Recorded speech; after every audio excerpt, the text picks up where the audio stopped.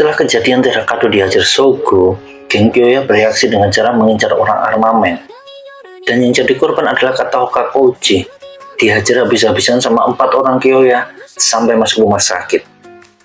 Gara-gara masalah itu, Kyohiro marah dan ngasih tinju peringatan ke Nara Akira sama Kim Hyung-gun. Wakil ketua armamen generasi ke-6 ini emosi karena ketiga juniornya itu bertindak sendiri tanpa berkonsultasi sama yang lain, yang berimbas salah satu anggotanya masuk rumah sakit. Masalah berlanjut karena geng Kyoya ingin menyelesaikan masalah ini dengan diawasi sama Yamauchi, ketua geng terbesar di kota Toraushi, yaitu geng Hyaki.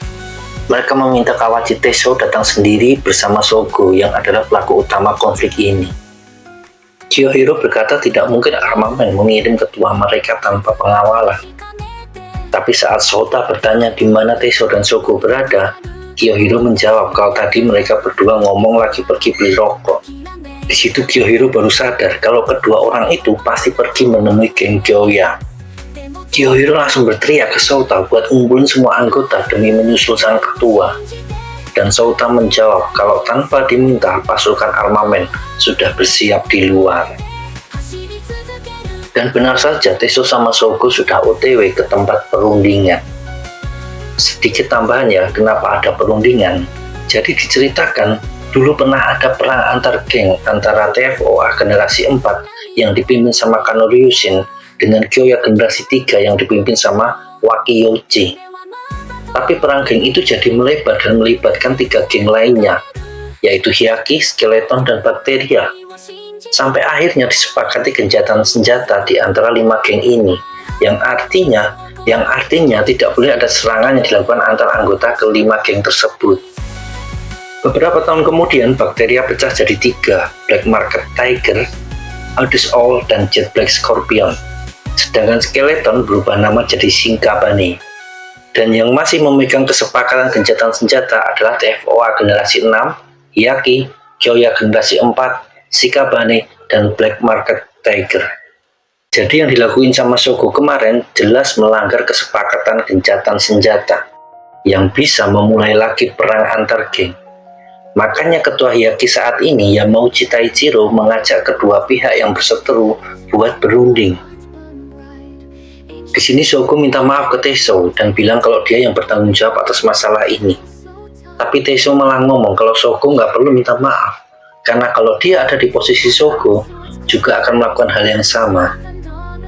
Selain itu, Sogo juga khawatir tentang datangnya mereka yang cuma berdua. Bisa saja nanti akan ada jebakan. Tapi Teisho dengan santai bilang, pikirkan saja kalau itu sudah terjadi. Dan mereka pun sampai di tempat yang disepakati. Baru saja Teisho sama Sogo mau naik ke lantai 2, di tangga malah ada banyak anggota geng yang menghalangi jalan, entah anggota Hyaki atau Kyoya. Tapi tanpa takut, Teisho berteriak keras dan menyuruh mereka minggir.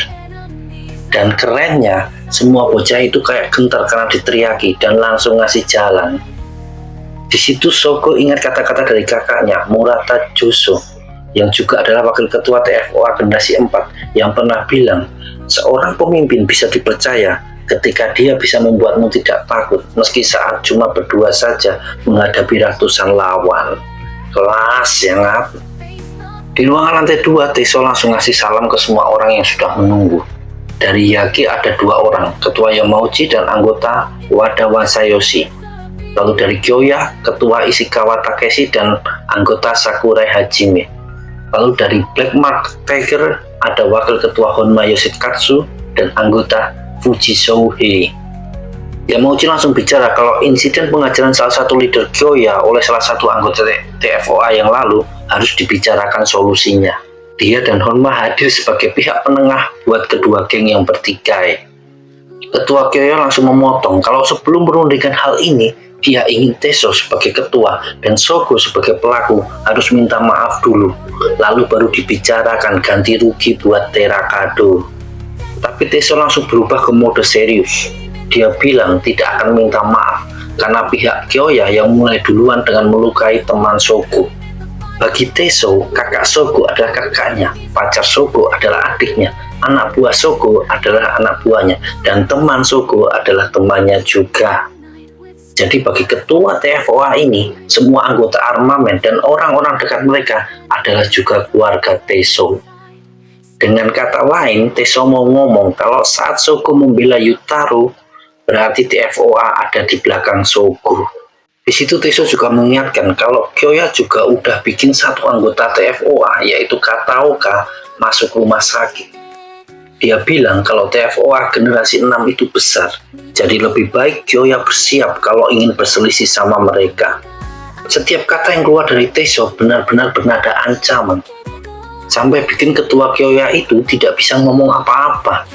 Karena dia serba salah, kalau dilanjutkan, jelas Teso sudah siap buat perang. Tapi kalau dia diam saja, tentu akan dianggap Kyoya takut sama TFOA. Yang mengejutkan, Teso nggak berhenti di situ. Tanpa diduga, dia bilang kalau TFOA keluar dari kesepakatan gencatan senjata. Semua yang di situ tentu saja terkejut, tidak terkecuali Shogo. Tapi Kawachi Teso menenangkan semua orang dan bilang kalau ini bukan berarti TFOA mengajak perang. Menurut Teso, mereka ini sudah kelamaan berendam di air hangat, alias terlalu nyaman sama keadaan. Dia kasih tahu kalau si Kabane yang nggak datang, itu karena lagi ketemu sama geng lain dari luar kota, yang diduga sedang menghimpun kekuatan. Lalu ada Hades All yang menolak ikut gencatan senjata, yang berarti mereka siap bertarung sama geng-geng lainnya. Ada juga Jet Black Scorpion, yang meski sudah dihancurkan sama susuran, tapi ada info kalau mereka kembali mengumpulkan kekuatan dengan merekrut anak-anak SMP. Meski Teso tidak tahu siapa yang menggerakkannya. Selesai bicara itu, Teso pamit undur diri dengan sebelumnya mengucapkan terima kasih atas nama Ryushin, ketua keempat, dan Kousei, ketua kelima. Karena semua yang ada di sini sudah mematuhi gencatan senjata sampai hari ini. Sakurai, anggota dari Kyoya, memanggil Shogo dan bilang buat menemuinya sebentar lagi karena ada sesuatu yang ingin diomongin. Di luar gedung, ternyata pasukan armamen sudah standby dipimpin sama Kiyohiro. Dan begitu lihat sang ketua, Kiyohiro malah langsung nonjok Teso dan mengomelinya karena bergerak tanpa bilang-bilang ke dirinya. Jadilah keduanya malah ribut seperti kebiasaan mereka sebelumnya. Anggota lain jadi sibuk melerai kedua orang tersebut. Sedangkan Kim bertanya kenapa Shogo nggak kelihatan. Di sebuah ruangan, Shogo ketemu sama Sakurai. Di situ anggota Kyoya berbadan besar itu bilang kalau Terakado yang diajar sama Shogo adalah kakaknya. Dan sebagai adik, dia tidak bisa diam saja dan tidak melakukan apapun. Jadi Sakura ini menantang Shogo berduel. Dan dengan santai tantangan itu diterima. Sakura menyerang Shogo dengan brutal, tapi bisa ditahan dengan gampang sama Shogo. Lalu pukulan tapak Buddha dari Shogo, bukan dong, bukan cerita kungfu ini ya.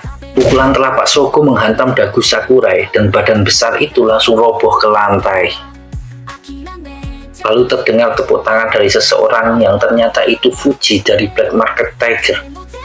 Dia bilang kalau Sakura ini digadang-gadang akan jadi ketua Kyoya berikutnya. Tapi Shogo bisa ngalahin cuma dengan satu pukulan. Di situ Fuji juga ngomong kalau dia berniat jadi ketua Black Market Tiger generasi kedua. Dan merasa akan sering ketemu sama Shogo karena kabarnya Shogo ini diisukan akan jadi ketua TFOA berikutnya. Shogo menanggapinya dengan santai. Meski sudah tidak ada gencatan senjata, tapi mungkin saja di masa depan akan terjadi lagi.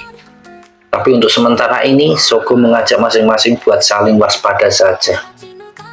Dan bersama dengan kejadian pengajaran brutal ke Terakado, dan juga jadi alasan hilangnya gencatan senjata, nama Murata Shogo jadi terkenal di seantero kota Toraushi. Besoknya di susuran, para senior sedang berkumpul karena hari ini adalah hari kelulusan. Di situ sudah terlihat Seton dengan rambut yang normal, tidak dengan rambut jambul, ditemani sama Yonesaki. Mereka sedang ngomongin rencana masing-masing, di mana Yonesaki berniat pergi ke Tokyo, sama kayak Hideyoshi dan Masa. Sedangkan Gunji stay buat nerusin usaha keluarga. Di sini Seton ingin ngomongin rencana dia dan minta agar Yonesaki nggak menertawakannya. Tapi Yonesaki kesal karena Seton tidak juga ngomong. Lalu Seton mengungkapkan kalau dirinya ingin jadi guru. Spontan, Yonesaki tertawa mendengarnya, dan Seton langsung menendang tembok di samping kepala Yonesaki sampai retak, bikin Yonesaki berhenti tertawa.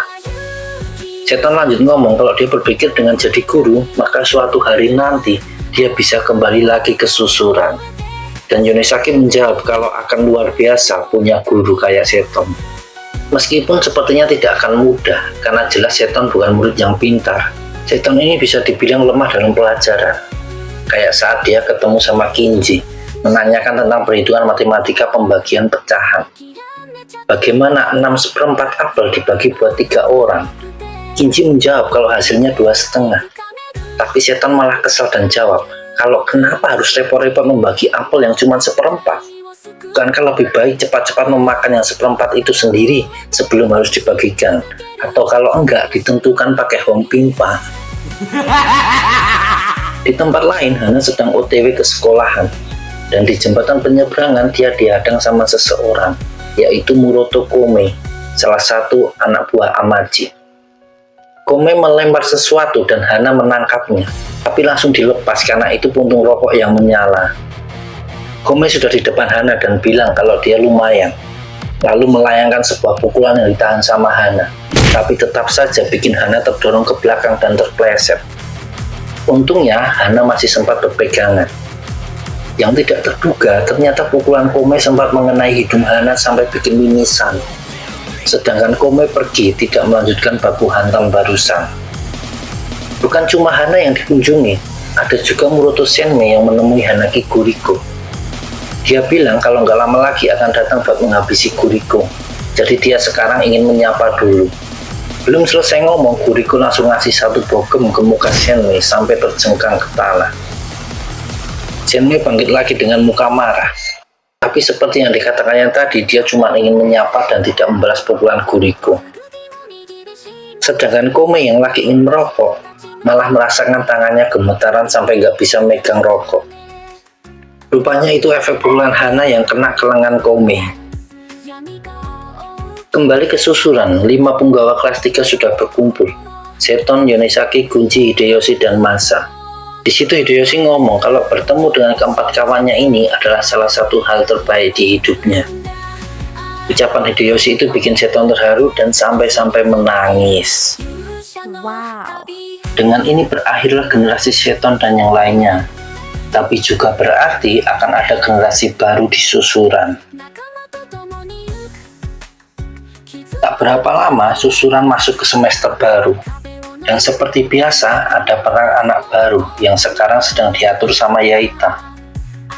Mengejutkannya, cuma muncul 4 orang saja, yaitu Akachi, Koji, dan Kinji, adik kelas Kurosawa di SMP yang waktu itu membantu saat perselisihan dengan Jet Black Scorpion. Lalu terakhir ada Sawamura alias Puding.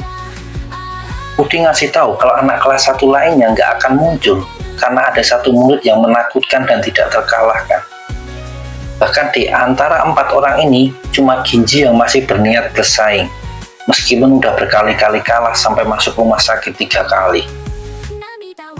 Lalu muncullah orang yang dimaksud, Tetsuwan Tsutomu. Bocah berbadan sebesar Sakota, dengan rambut aneh dan muka penuh bekas luka.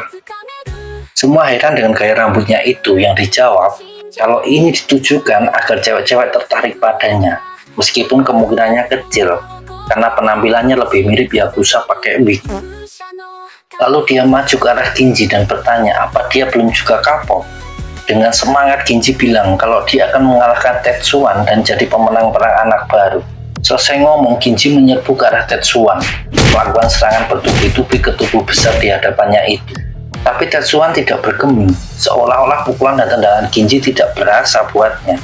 Lalu sebuah pukulan yang dinamainya Baku dan Punch menghantam Ginji, membuatnya terlempar beberapa meter ke belakang dan mendarat sempurna di lantai, tak bergerak. Yaita tertegun melihat kekuatan pukulan dari Tetsuwan, generasi baru dari susuran. Satu lagi cerita yang mengiringi perjalanan Tsukishima Hana. Kapankah Amaji dan pasukannya akan bergerak? Bagaimana dengan Housen dan susuran yang kedatangan generasi baru? Ikuti semuanya di video-video berikutnya cuma di channel Mangayo. Jadi jangan lupa di subscribe dulu, di like, komen, dan share ya ngap. Buat yang udah, terima kasih sudah support channel ini dari awal dan semoga dilancarkan rezekinya buat kalian semua.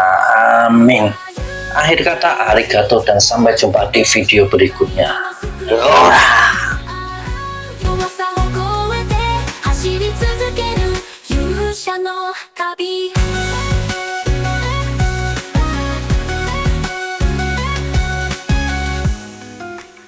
仲間